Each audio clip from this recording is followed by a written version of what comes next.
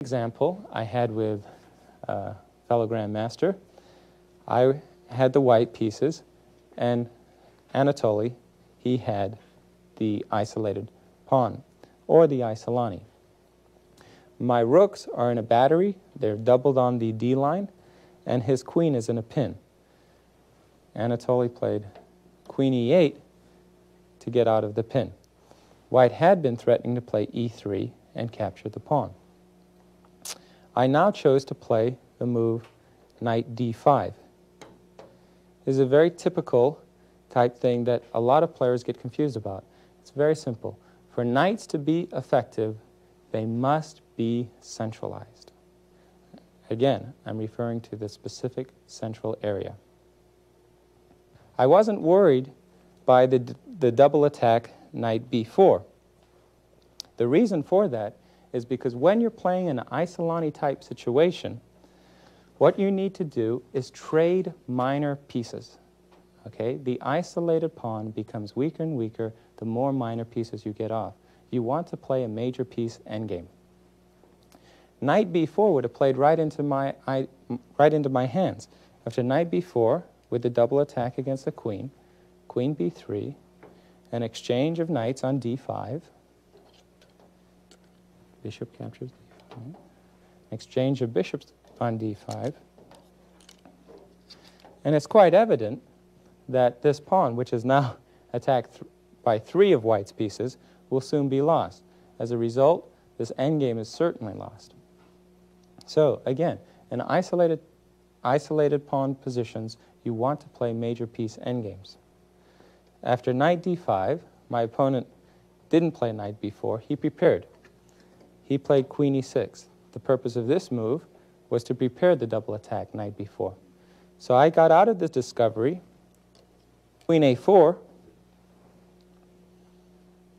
and after queen a4, I bring more pressure on black's queen side, and in addition, again, attack the weak pawn. After queen a4, rook d8, attacking the knight, knight f4, attacking the queen, queen e5. It becomes obvious that black's major problem in the position is his weak pawn.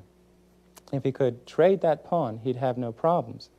And all white needs to do is really simply win that pawn, and the game is lost.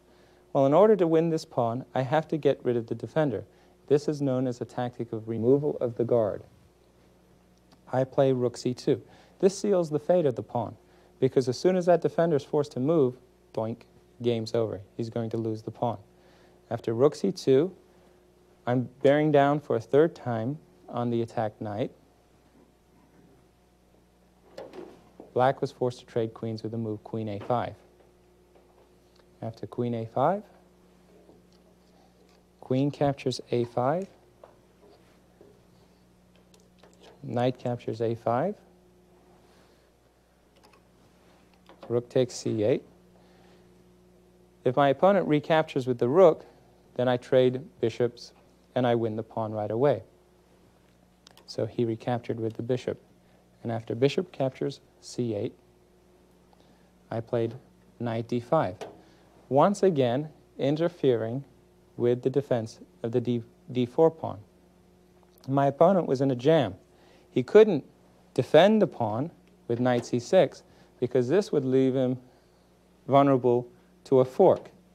After rook c1, if the knight moves, then I play knight e7 check, forking the king and bishop. And if he plays bishop defending the knight, then I play rook captures c6, bishop captures c6, knight e7 check. A double attack is any piece other than the knight, because the knight, when it forks, it can fork 2 pieces or 3 pieces or 4 pieces. A royal fork is when a knight forks a king and queen. A family fork is when a knight forks a king, queen, or rook. After knight e7 check, white wins in force and will win the game. So, in this position, after knight d5, my first interference move, then came bishop e6, rook captures d4. I've won the pawn, and the game is now lost for black. But there's a nice tactic that I'd like to share here, and it went like this. King f8, in order to get out of the knight check, discovering an attack on the rook. After king f8, f4, this move prepares to develop the king, because in the endgame, your king becomes more powerful, and you should look to use him. In the middle game and so on, he's very vulnerable, but as the endgame approaches, look to use the king. Knight c6, attacking the rook, rook d3. My opponent decided that if he waited too long, I was just going to win, being ahead in force, so he forced the situation. He played knight e7, attacking my knight. I played knight c7, attacking his rook. He exchanged rooks. Now I produced another type of tactic, and this is called a Zwischenzug. Keep in mind that chess is an international game with an international character. Zwischenzug is a German word whose English equivalent is an in-between move. White makes an in-between move. Instead of recapturing the rook at once, I captured the bishop with check, forcing fe, and then after recapturing the rook, I was ahead a pawn in an endgame of minor pieces. In a minor piece endgame, the bishop is generally considered superior to the knight when there are pawns on both sides, on both flanks. So in addition to the advantage of having the bishop over the knight, I also have an extra pawn, and I won rather easily. Our next weak pawn structure are double pawns.